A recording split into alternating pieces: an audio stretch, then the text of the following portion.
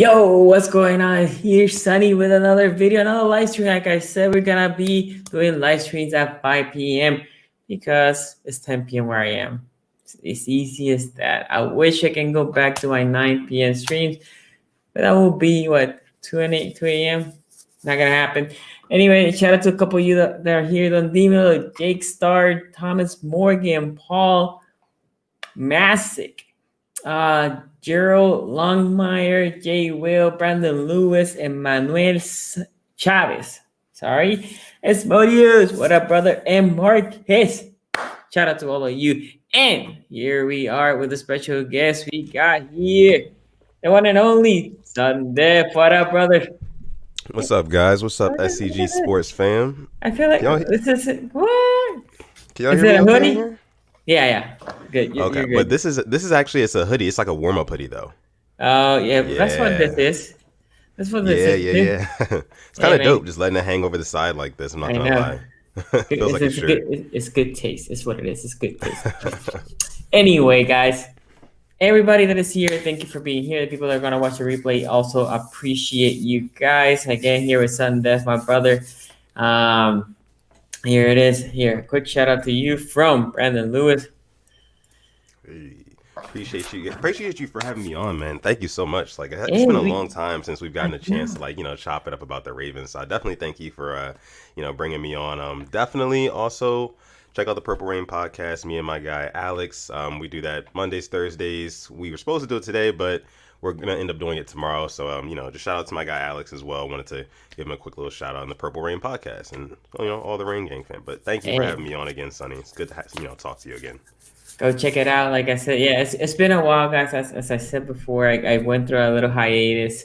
Moving to Europe, it was stressful. It was hectic. I was trying to do streams. The streams were looking horrible. I hate putting a bad product out there. The only streams that I was doing was in the AFC North time because basically all I had to do was show up. And even those, my side, as a lot of the other fans that aren't Ravens said, like Sunny went from standard def to high def as soon as I got proper internet.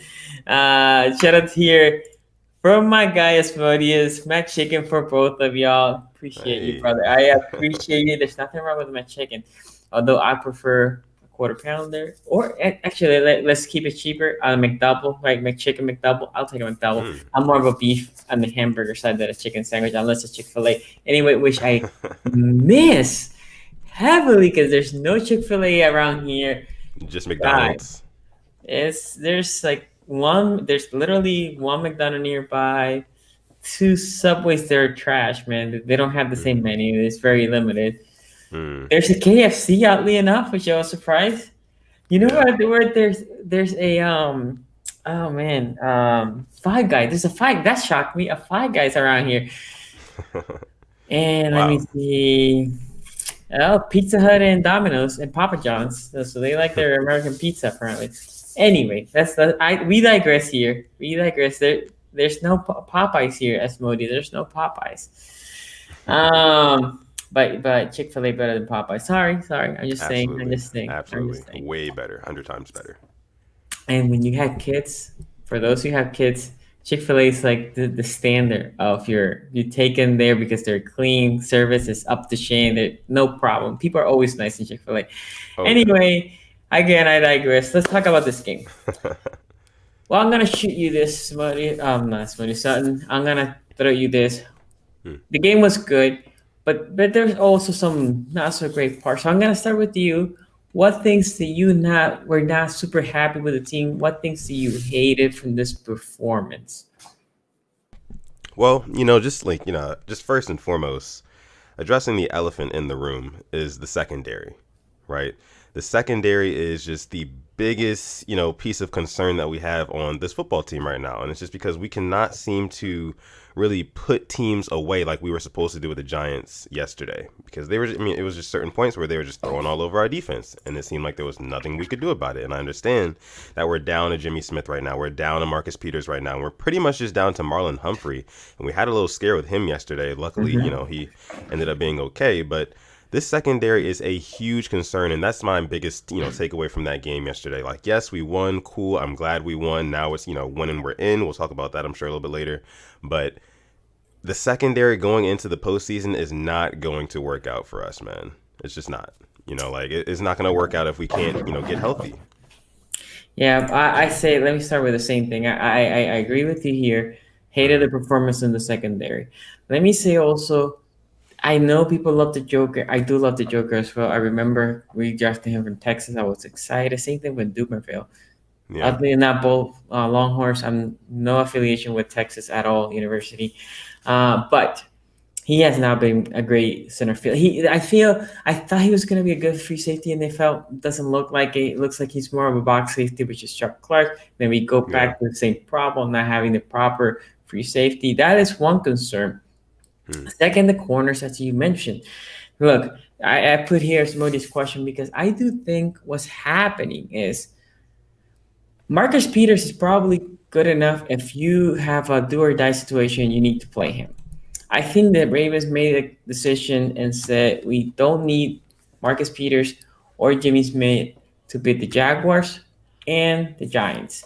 The Giants is one of the worst teams in passing in the league. They were good on the running side. What they did was they beef up that D line, and that seemed to work. But I agree with you. Even though the offense played really well at the beginning, which made it feel comfortable, we never put this game away, and I was scared. Yeah. I'm not gonna lie, I was scared because I was like, Daniel Jones, when he has time, he's picking us apart. And the problem we have is we cannot play zone coverage. Zone coverage, we are trash. So the only thing we can play is man, and we don't have the corners to play man right now because blame Yo Nuvo. Shout out to my boy Yo Nuvo. Blame you, man, because you made a video early in the year. We might not have enough depth in the corner. And I was like, yo, we had the most depth. Yeah, but what about if we get injured? Bro, that can happen anywhere. What did you call the Nuvo? Send you. Anyway, No. shout out to my boy Yo Nuvo. But yeah, that was concerning. Very Ah, much. man, for me, the other problem, and this is something that not many people are going to talk about today, but I would like to your take, Sutton. Mm-hmm.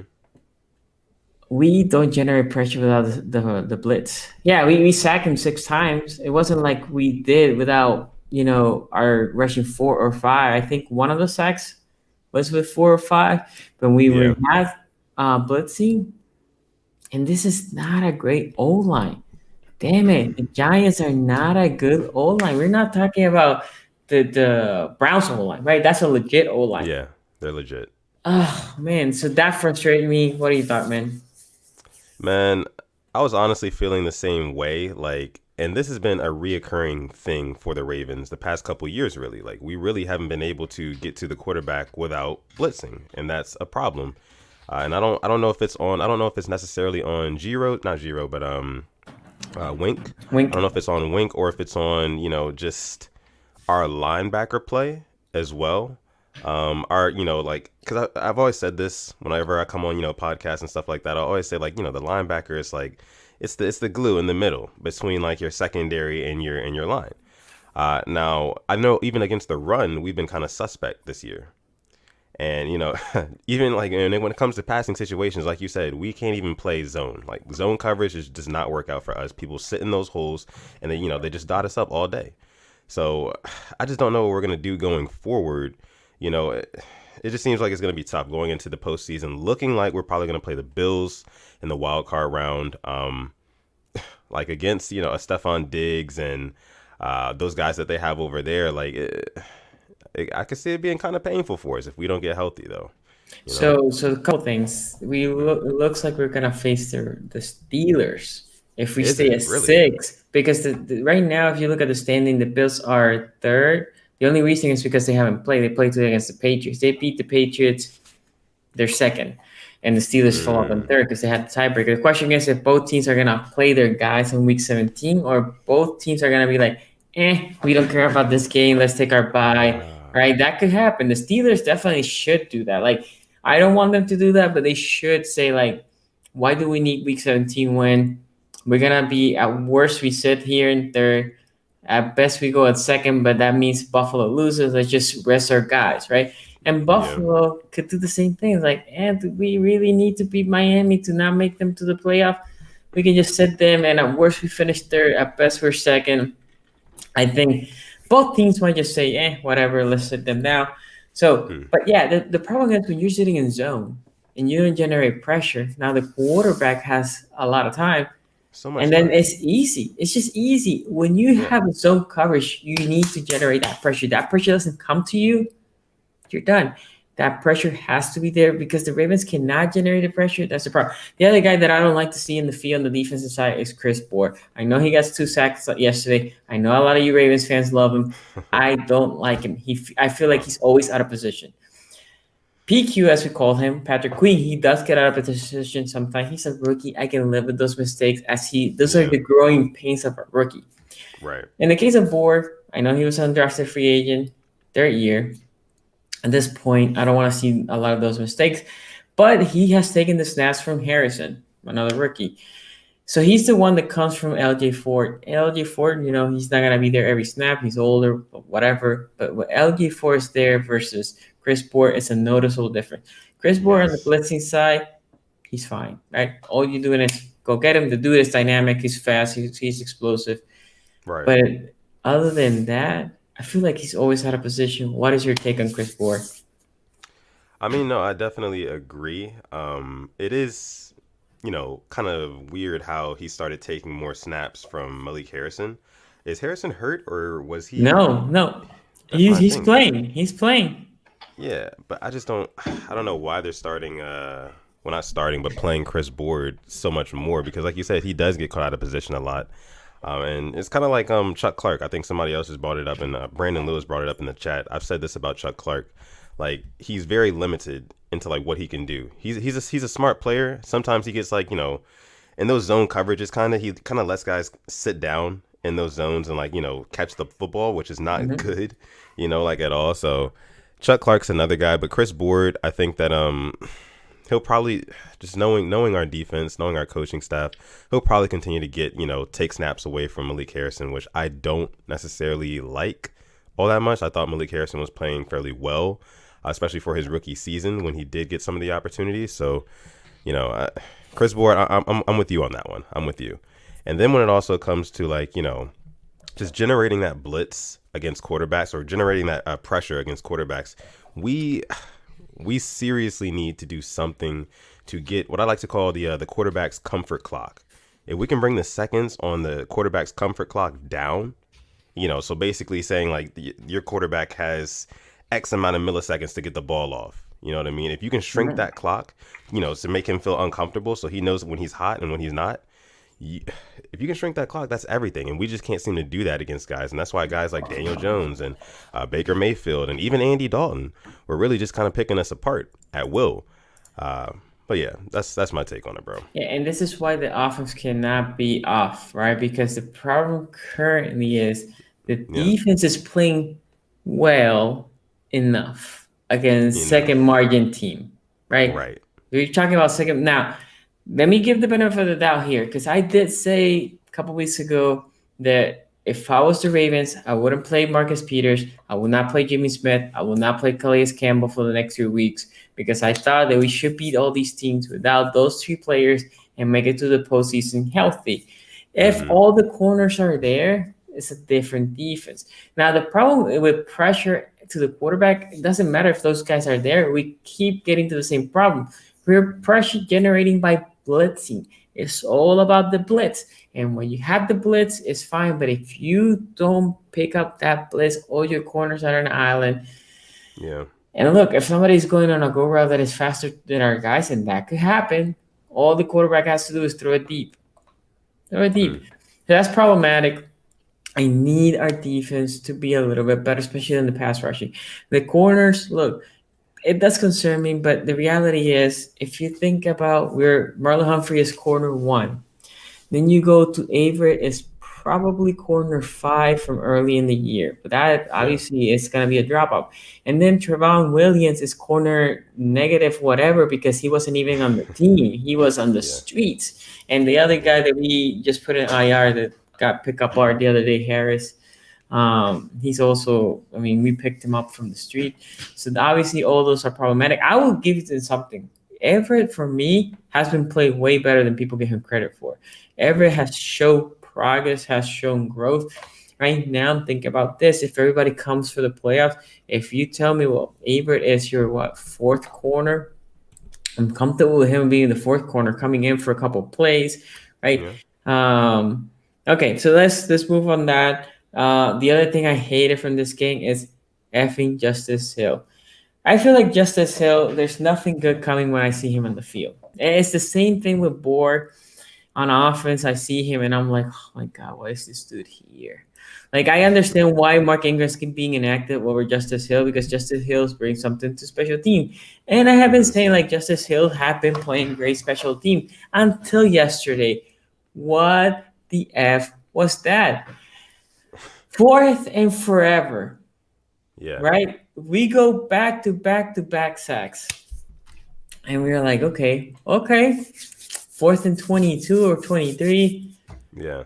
Justice Hill does some of the. I mean, he didn't even really jump to. I don't even know what he did. I literally. I went back and watched this play again, and I was like, "What were you doing? What were you trying to do?" He gets the big penalty. That was one of the times that they actually scored. I don't know, because that whole drive felt like they kept getting it alive because of penalties. So I don't know if the defense got deflated or the defense was frustrated, or I don't know. But it was just mind blowing.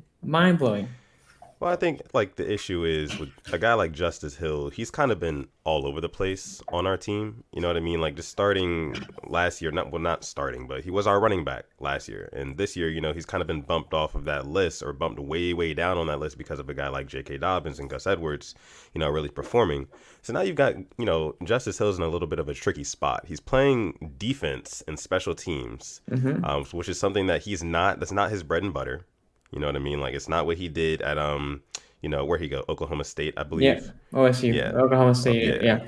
Yeah, it's not what he did, back then. So it's like, I don't really expect him to be all there. Of course, he's supposed to be all there as a football player, like all around in general. But like, you got to give the guy some slack, at least to me. Like, he's literally playing defense. Like, a penalty like that, it's just not something that he's used to doing. So I get it, and he hasn't really... Sometimes, like on special teams, he actually makes some pretty decent plays. I'm not gonna lie, but yeah, he's been good. He's been good in special teams. This is why I'm surprised, because I actually brought up last week in one of the live streams that Justice Hill should be getting it over Mark Ingram, not because he's a better running back, but because he has been producing in special team. See, this is the problem. This is not a holding penalty or illegal or a block in the back. Those shit happen. Drives you crazy. But this was just like, what? Yeah. What are you doing? Like, what are you doing, dude? This is like, it was forever.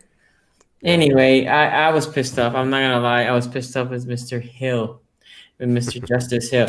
Well, before we keep going, shout out to everybody that I see here. We have 33 people watching. Thank you, everybody, for joining the live stream. On D-Mellow Lunch Break, Hot Takes, what up, man? Thank you for joining the live stream. Also, quick thing. If you want to be a caller today, because I want to see if I'm gonna play or if I'm gonna open the lines or not. Just put a thumbs up. Just also hit the like in this video, but put a literally emoji thumbs up so I can know roughly how many people want to call. If you have 3 or 4, I'll open the lines. Sutton should be able to hear you. I have been working behind the scenes with this digital mixer, so hopefully it works. Anyway, Let's keep going. All right. Now. We put all the negativity out there. Let's talk about what we love, because there's a lot of things to love. Obviously, let's compartmentalize Lamar Jackson. He's amazing. But other than Lamar, what else do you saw there that you like in this game? I'm just gonna have to say, just our 1-2 punch at running back, man. That is just something that. It's been there for us all year. Sometimes we haven't done it enough justice, but like J.K. Dobbins and Gus Edwards together are just a force. You know what I mean? And ever since we stopped playing Mark Ingram, we really saw that even more.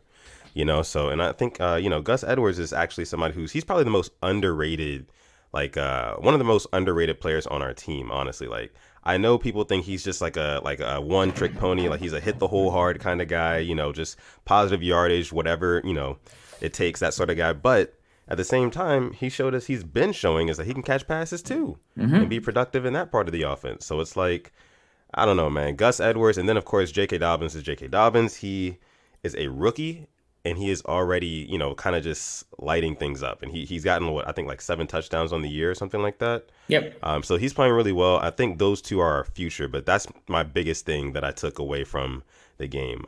Yeah, just basically our 1-2 punch at running back. What about you though? Okay, so before I get my take, so I know a couple of you wants to call the show. Please text there's the number. Please text that number. Don't call, just text, and I'll put you in the queue so I can call you. Okay, so I'm there. Anyway, so I agree with you with the Gus Edwards. I was one of the few that said we're not gonna trade Gus Edwards and we're gonna keep for running backs. People call me crazy.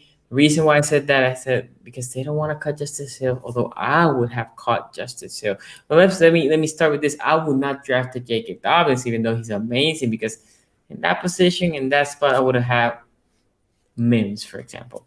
But anyway, once we drafted Dobbins, I was like, okay, we have 4 running backs. They're not gonna cut Hill.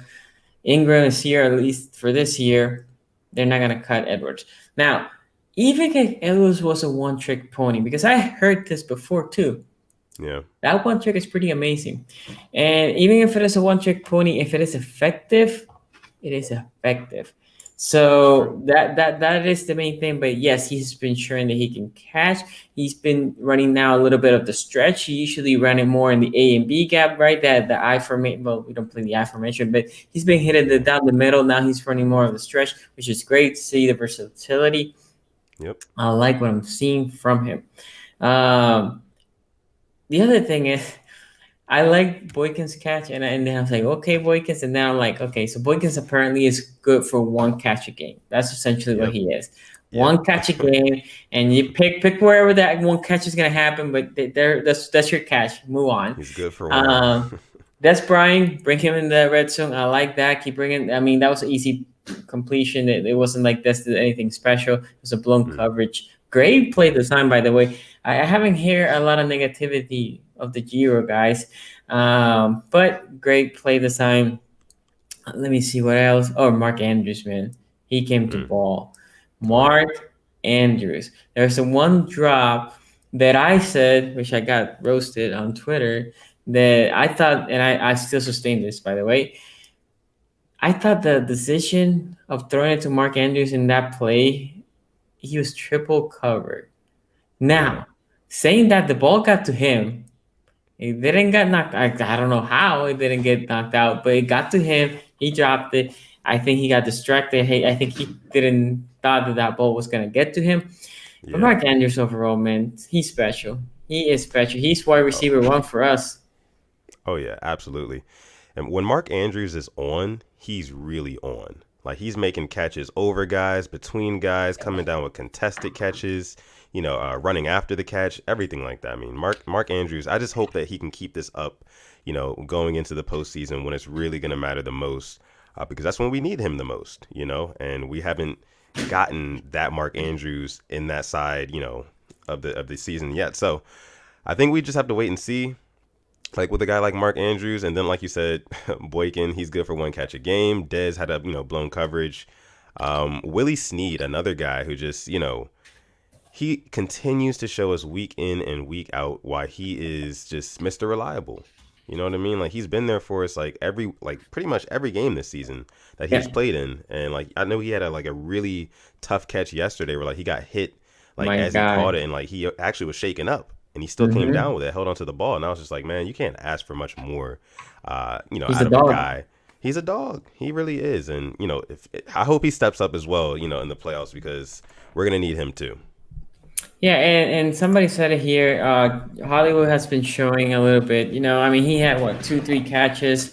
The touchdown was pretty good. My big one was, there was one that Lamar threw it to him. It's like a 7 or 8 yard pass.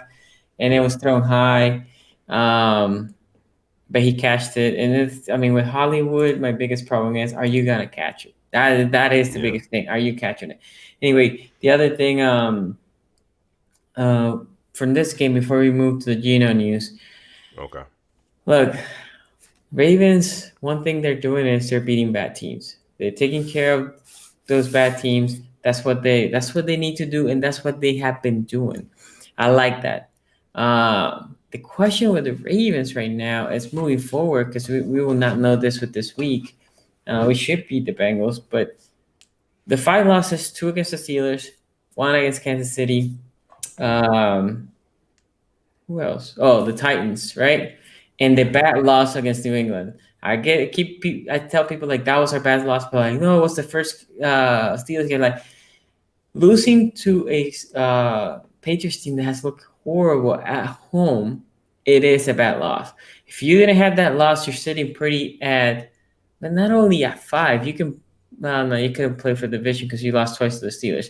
But anyway, you basically have it locked. So that is problematic.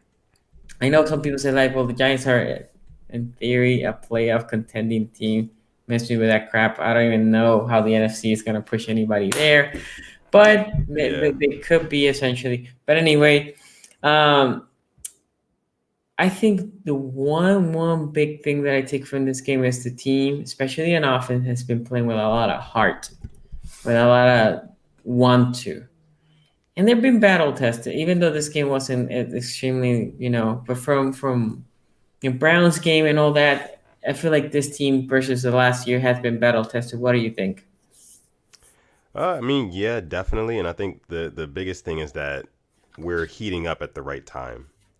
Like there were very dark times when we played the Patriots. It seems like forever ago now, that monsoon game where we just could not get anything going. But yeah, I think that like we're heating up at the right time and going into the playoffs, I feel like you're gonna see a different team.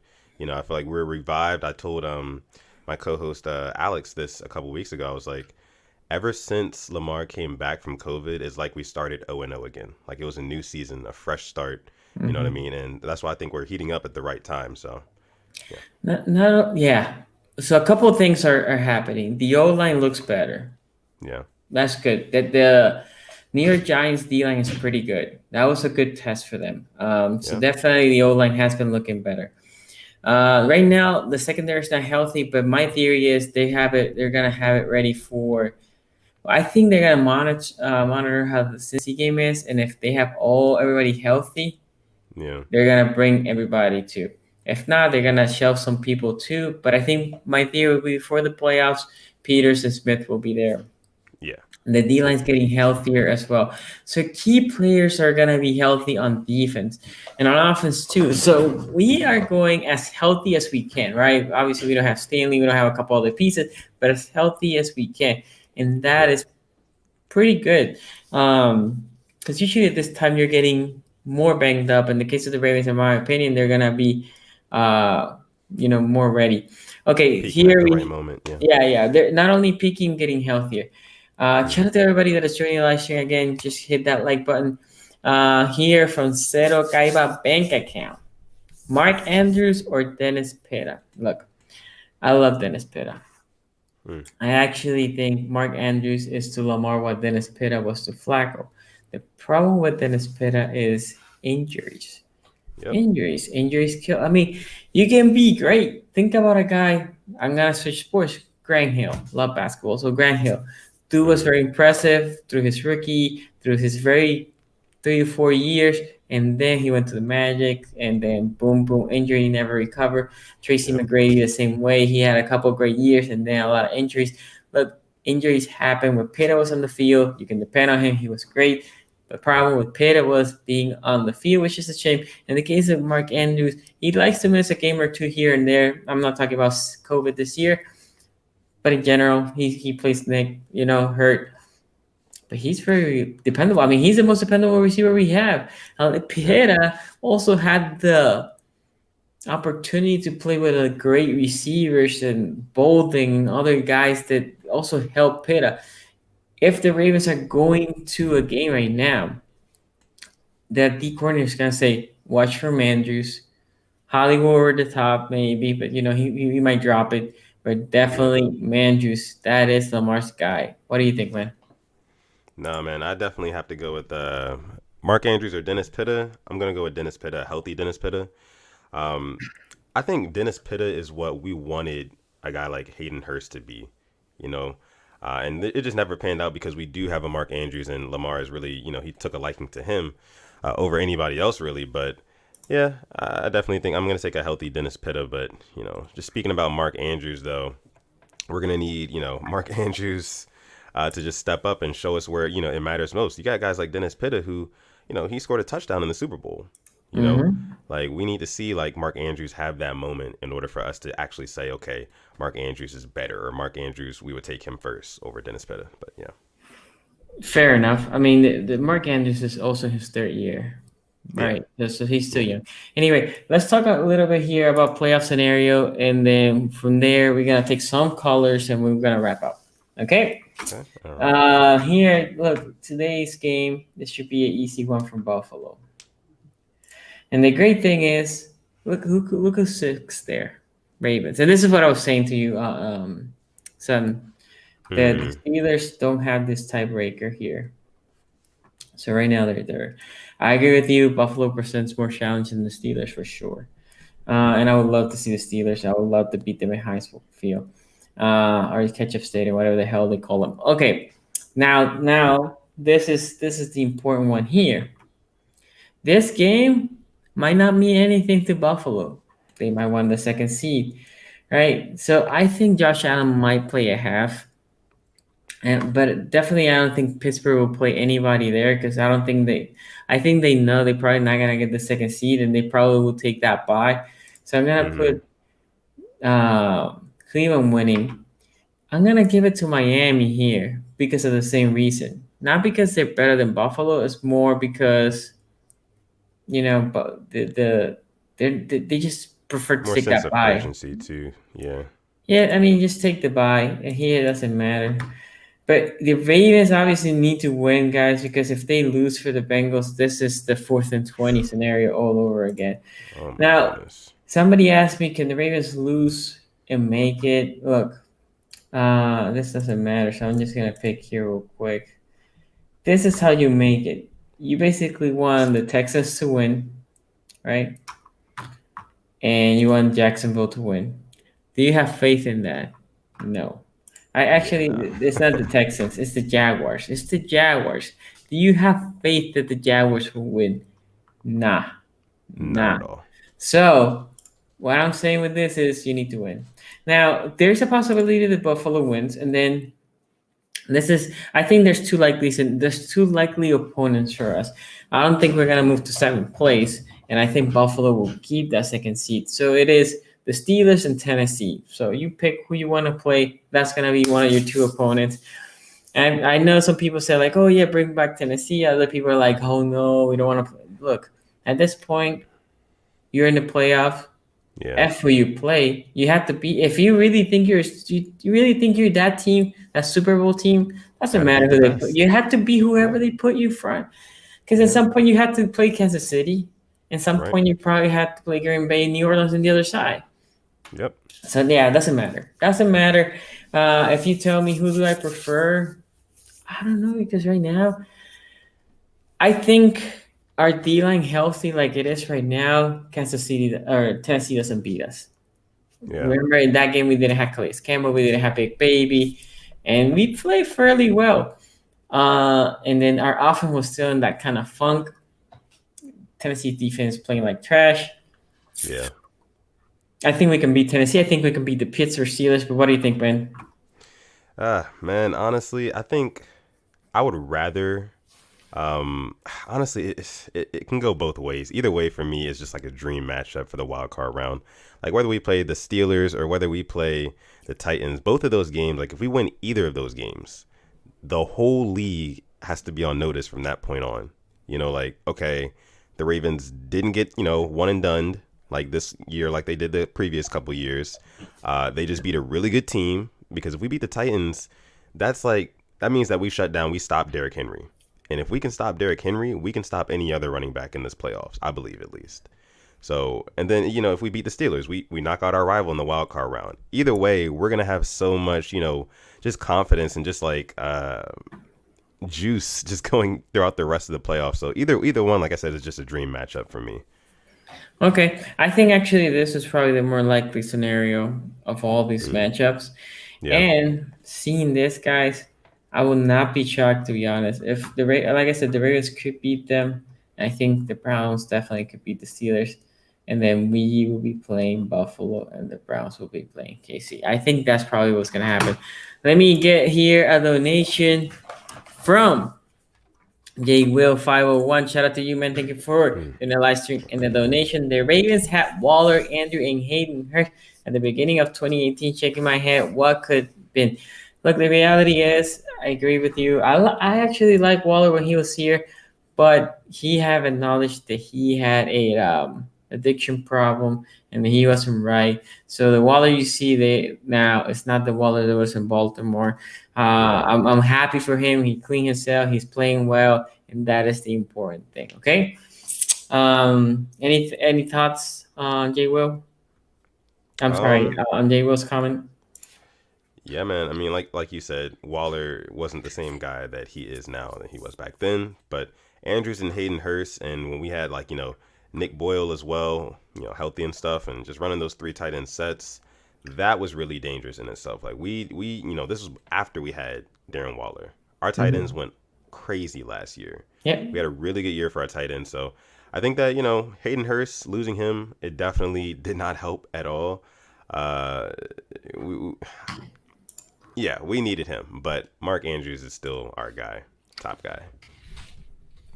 I agree. I was not happy when they traded Hayden Hurst. Obviously, you're part of the YouTubers chain, and I said we should not trade Hayden Hurst. We should not trade Hayden Hurst. And next year we need another tight end, guys. We cannot go to the season with 2 tight ends. This Lamar loves the tight end sets too much.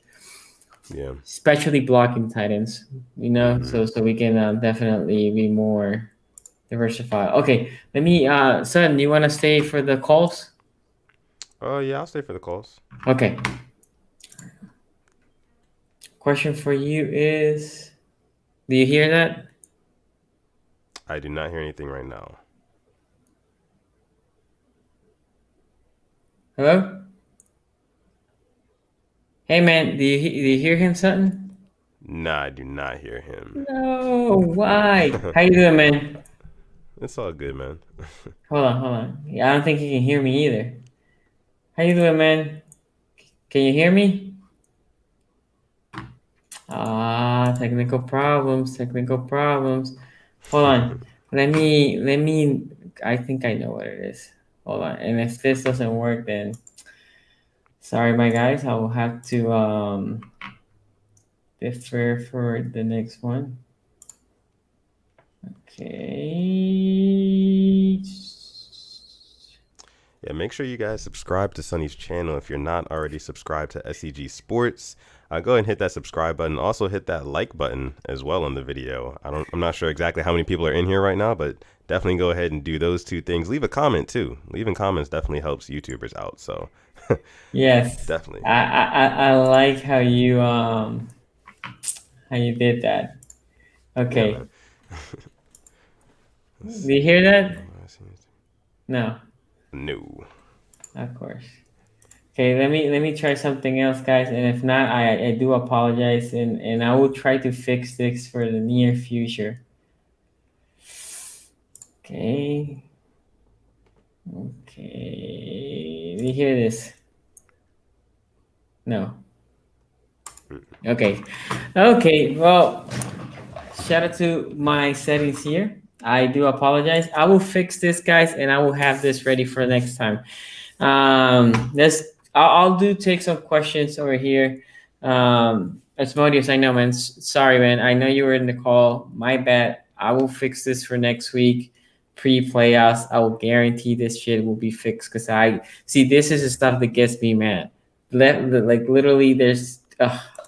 Anyway, let's see. Let's take some of the questions here before we then shut this down. Manuel says Lamar seems to be the one choosing the plays on offense, not Giro. My evidence? Lamar tells Tucker, we got it. And Harbaugh says, go Lamar. Okay. That is a stretch.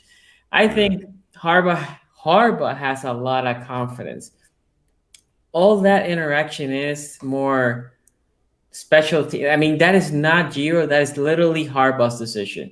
Giro calls the plays. Harbaugh's the one that says, let's go for 4th. Let's go. Harbaugh will tell, example, let's say we are in a third and five, six, whatever, and we call a run play.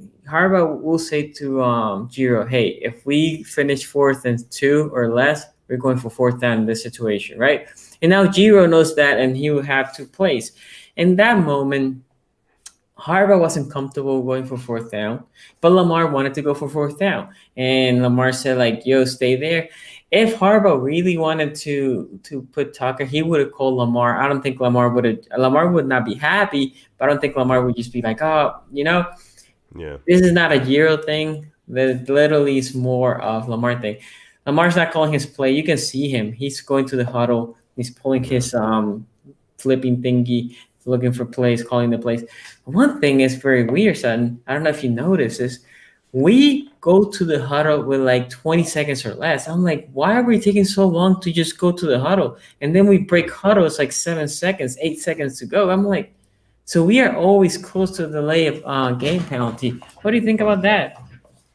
It's funny you bring that up. I didn't even realize that. But I mean, Lamar does a good job of not not getting delay game penalties and stuff He like that, just for the does. most part. Yeah.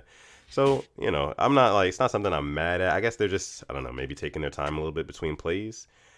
Playing the style of offense that the Ravens play, it definitely can be taxing on a lot of those guys because a lot of it is like heavy blocking. So like I Mhm. get it, and they're working really hard out there, but that is interesting that you bring that up because I never noticed that. Yeah, it's something. It's just me, my OCD. Like, what are you doing? Let's go. Because I do like I do like the movement, right? And sometimes the movement Mm, doesn't happen as much, in my opinion, because you're breaking so late out of the huddle. But Lamar does a good job just snapping the ball. Oh, wait. There's something I didn't put in my head. Skura, my dude. mm, Soon as he came in, yeah. boom, the snaps are all This over the way, that place. way, up here, down there. I said a pre-stream TCC, Tristan Colon Castillo. He should be Yes. the one, be the backup. Skura should be done. Done. Finito. Unless one of the other two gets injured, I don't want to see him again. Also, there's another thing that I did like a lot. Jahad Ward. I've been saying Jahad Ward should be an active over whoever. Pick somebody. Ferguson was the Mm, all man out. Perfect. Ferguson has been yeah. okay. Jahad Ward, I feel like the dude is always around the ball. He gets the first sack, a legit sack, not on a blitz. And I feel like Jahad Ward's always around the ball. I love Jahad Ward. I think we don't use him enough. He can work inside. He can work outside. What do you thought about that? Oh no, I mean, I 100% agree with you there. I mean, Jahad Ward, he's one of those like low key players on our defense, like kind of like what they for me last year was like Josh Bynes. He's Mm. stood out in like very like key moments and stuff like that, and just made plays, and we didn't use him nearly enough. And it's kind of the same thing with Jahad Ward. Like you said, he's all over the place, always near the ball, very instinctive, and he can you can put him in different places, which is very good. You want somebody on the defense that's versatile like that. So I agree. I think we should definitely utilize him more. He makes us a deeper. You know what I mean? Like our depth on defense is good. We're so close. I feel like on defense to like just breaking through and just being that top five defense like we were in the previous seasons. It's just there's just something missing there. I agree. It says, will Des stay next year? I want him to stay Mm, because he has boosted our wide receiving core a lot. Look, the reality is what you want is a younger Des, right? yeah, 50-50, tough guy, big body. He can fight for the ball. You want your Anquan Bold in the Flacco hat. And with Des, I mean, you can bring Des on a very cheap deal. The reality is, it's not like he's shown all this. The teams are gonna fly over to take him, right? The yeah, catches that he has made have been simple catches. yeah. The best catch he did was in that first touchdown that he did a great comeback. But other than that, I mean, it's not like, oh, that catch nobody else can make it. So you can probably bring him back in a 1 year vet min. But you need to draft the young guy that needs to be the replacement. I don't know. What do you think, man? You know, I think that like you said, we'll probably sign him to like a veterans minimum deal next year, just for next year or something like that, and then he'll probably part ways. But again, like you said, to your point, we need to draft a guy. Last year, I thought Chase Claypool was the guy we should have got in order for us to be, just to be that number one receiver. But this year, I don't really know too much of who's in the draft, who we can get that's gonna be that guy for us. I just haven't seen too many yet. Do you know of any yet, like receivers that could fall to us? There's there's one from LSU. I'm blanking his name. He's like 6'2". But I haven't done my breakdown. The one that I really like that I don't think it was that he's gonna be making it to us is Pitt. I don't know if you know who Pitt is. Yeah, from Florida. Yes, the tight end. Yeah. He will be spectacular because that dude's tough and he's big, and you can line him wide in the red zone or in third and 4 or 5, right? Him and Mandrews out there. I'll take him. Definitely take him. Here's some names. And guys, by the way, shout out to you, Casey. I'll be making, as soon as the season's over, which is gonna be in February, right? That's my hope. Not until February. I'll be making my breakdown of players. I don't know if I'm gonna be with Nubo this year. By the way, nothing going on between me and Nubo. We're still buddies. It's just me and him are 8 hours apart right now, so it is really tough. Like me and Sutton right now are 5, right? It's gonna be 1 over there. No, it's gonna be 6. Sorry, yeah. It's gonna be 6.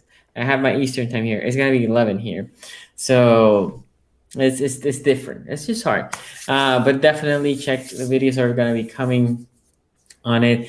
And the Joker, I haven't seen that video. I'm gonna try to check it out later. I need to get a Color Rush jersey, by the way. I don't have one of those. I have like 4 or 5 jerseys, but I don't have a Color Rush one. I feel like they haven't used it as much. I liked the purple and purple the other day, but it wasn't a Color Rush.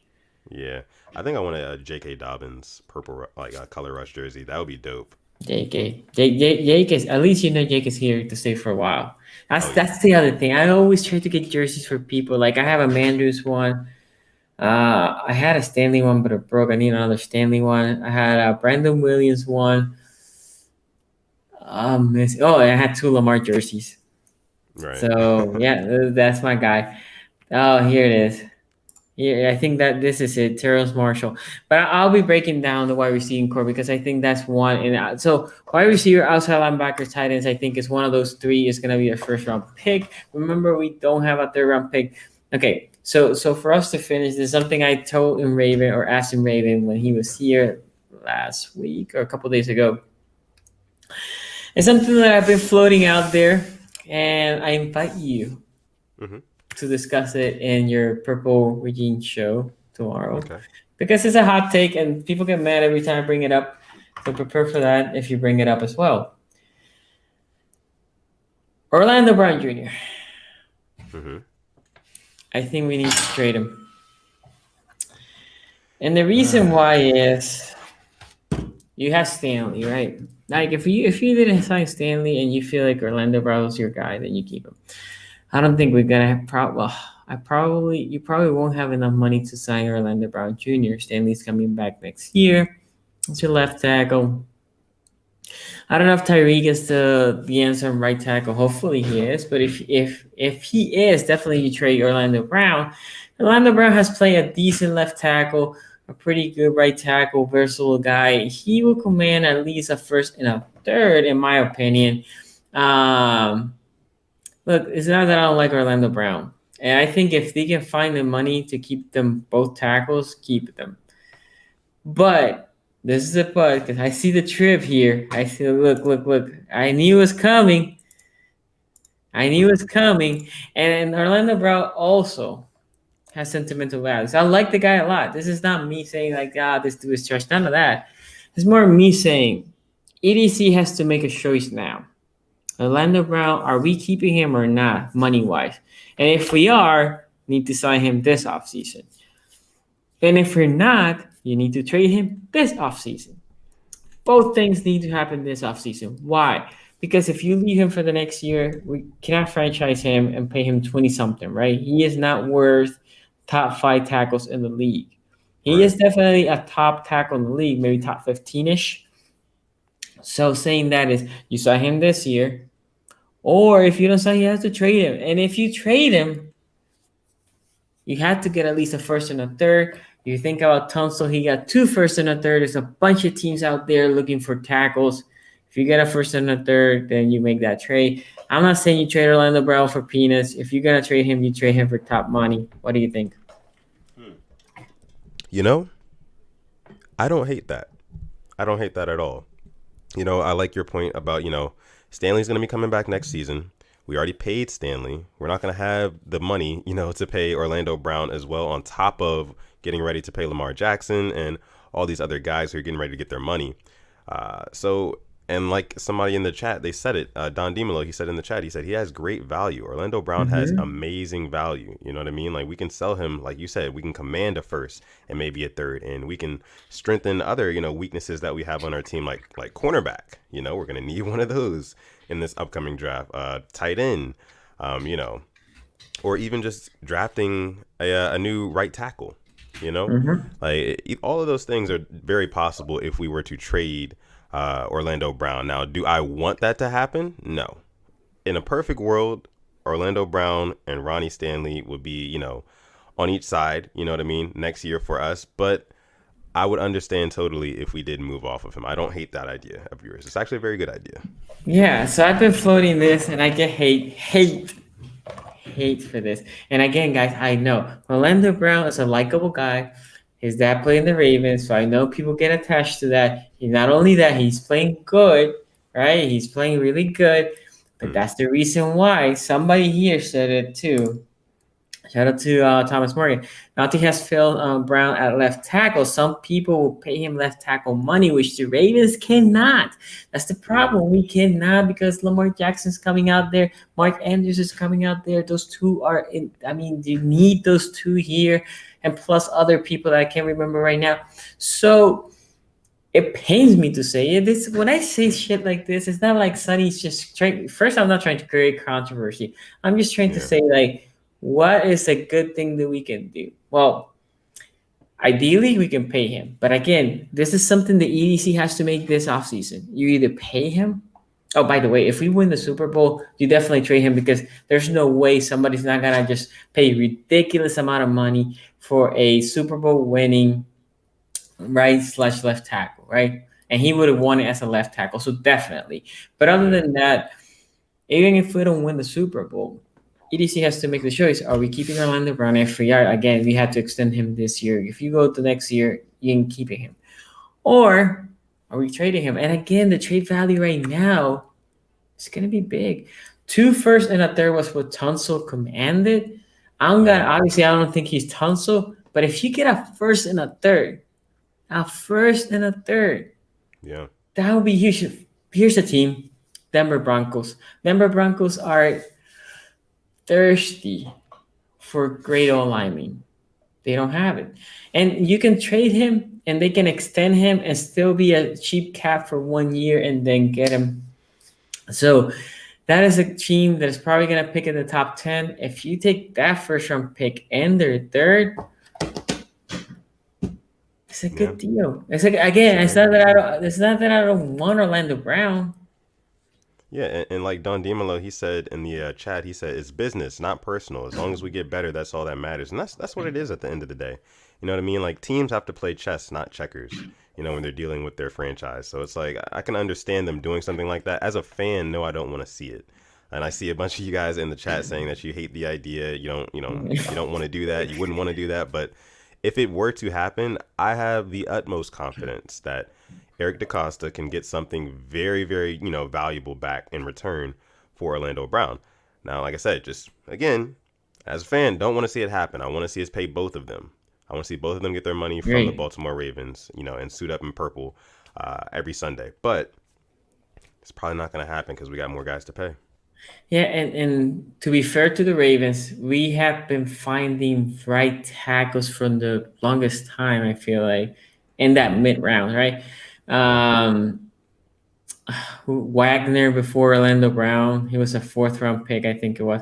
And what Thomas here says is very important. Let's be honest, KO got left tackle money as a guard. Orlando Brown Jr. will get offered left tackle money. And that is the case that I'm proposing here. It's not that Orlando Brown's not good. It's actually the other way. He is really good, and we already paid the one left tackle. If we pay Orlando Brown top money to stay here in Baltimore as a right tackle, Mm-hmm. that's okay, great. But you know that means you're not going to be able to bring a receiver probably, or your defense is going to suffer. It's choices, right? Because there's a cap. Plus, the cap might go down, right? There's a lot Mm-hmm. of components here. So let me take like two more questions, and then we're gonna close the stream. So he says, "SCG Sport, do you have faith in the Ravens coaching staff scout to draft and develop a wide receiver?" I don't. Whoever the scout team, the scouts for the Ravens, they do wide receivers. They're not great. Although I will say I love Duvernay. I still love him. He was a third round pick, so I knew he was gonna take some time. But even Hollywood, I feel like Harbaugh and company need to sit down and say like, what type of receiver we need, because we haven't Yeah. been drafting the receivers that, in my opinion, needs for this offense. This Yeah. offense has been very. They went with the cheese route, which is let's go get a bunch of small guys that are fast. I want some more tough guys that are tall and they can make contested catches with a big catching radius. Yep. Yep. Absolutely. I was literally just thinking like we literally drafted Hollywood Brown because of Tyreek Hill. You know, we Mm-hmm. wanted to get that same kind of molded guy, you know what I mean? Just a smaller, faster receiver who can kind of take the top off of a defense. But in reality, that's not what we need. Having a quarterback like Lamar Jackson, you know what I mean? He relies on guys like Mark Andrews because he has a big catch radius, like you said. Mm-hmm. You know what I mean? So we need somebody like that, and that's why, again, you know, last year I was thinking Chase Claypool because he was a big body. I know, you know, a lot of people said like, you know, he's like a glorified tight end, but it's like, hey, listen, at the end of the day, he's a guy who can go up and get the football, you know, high point the football and catch it, and that's what we need. We don't necessarily need a guy who Lamar's gonna have to throw it on a dime to, you know, shout out to Trace McSorley, throw it on a dime to, you know, in order for him to make really big plays or really good plays. So yeah. Yep, I agree. And shout out to the trip, man. Thank you for donating. We're keeping in. Who are we keeping instead of Orlando? He's our seventh best player. No need to save on tackle. Save on the safety, running back, linebacker, but not on the line. If they're top 10. Look again. The decision needs to be made this year, right?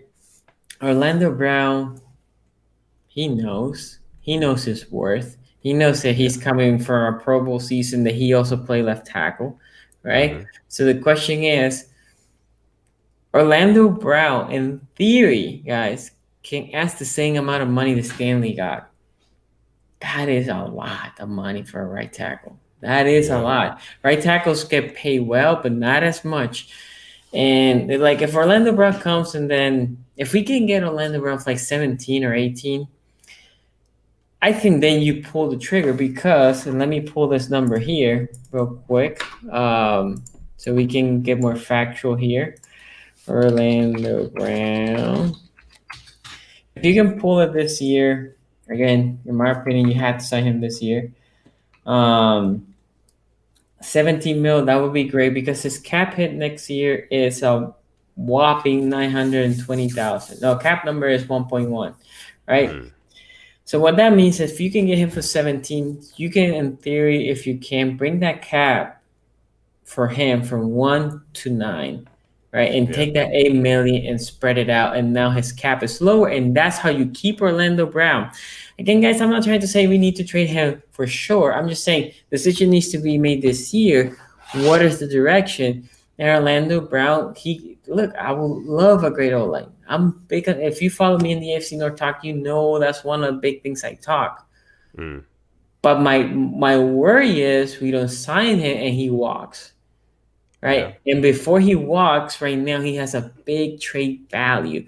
So that's why decision needs to be made this year. If you cannot extend him this year, you have to trade him because next year he's a free agent. Yeah. And that is the problem. That's all I'm saying, guys. Not trying to hate Orlando Brown. That's all I'm saying. Anyway, shout out to the trip. So son, I appreciate you coming, bro. I love Yes, it. I love sir. when I have guests here. And guys, I know Mohammed and Asmodius on D-Mail and some of you were looking for the calls. I apologize. I need to figure out what do I need to do here. And I didn't want to be on live on air, just trying to figure out and mixing all this stuff. I'll get it to work because I do want to have it with guests, right? So that way you guys can also listen. So anyway, thank you for joining the live stream, everybody. Before you leave, give it a thumbs up. Sutton, where they can find you, brother? Yeah, you can find me on Twitter or Instagram at Sutton Def, just how it's spelled down there. And also, the Purple Rain podcast with me and Simply AS10, my co-host Alex. We go live tomorrow, actually, I think around 6 o'clock. But yeah, just subscribe to the Purple Rain podcast as well. And definitely leave this video a like and subscribe to SCG Sports if you are not already. Appreciate that. Also, guys, remember, go check Sutton Def channel and go check. You still have your clothing now, right? Absolutely, yeah. You can shop olurclothing.com. That's OLUR clothing.com. For anybody who feel like, they're overlooked or underrated, that's what it stands for. You can shop some olurclothing.com. Yeah, man. Shout out to you. And I agree with you. Let's go all the way to trip.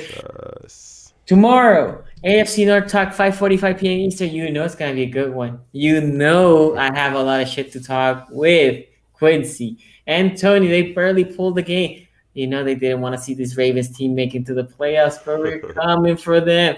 And I can't wait if you had the Steelers in the first round. Anyway, if you haven't, go check the AFC North Talk on YouTube. It's talk about AFC North. I'm the Ravens. I don't know what to call, like a representative. Ambassador sounds too big. Tony is the Steelers, Quincy for the Browns, and my boy Ace for the Bengals. It's a fun show. If you haven't, go check it out. We trash talk. It's fun. I know the Trip is always there. Don Dima, I've seen him there before. So some of you have been there. If you haven't, go check it out. We stream Tuesdays and Thursdays. So go check it out. Shout out to everybody that was here. Thank you. Thank you, really. Thank you for joining me because, again, I know I have been in hiatus. I'm trying to go back to more of a normal stream. Shout out to all of you. Thank you for joining, and we will see you next time. Big try.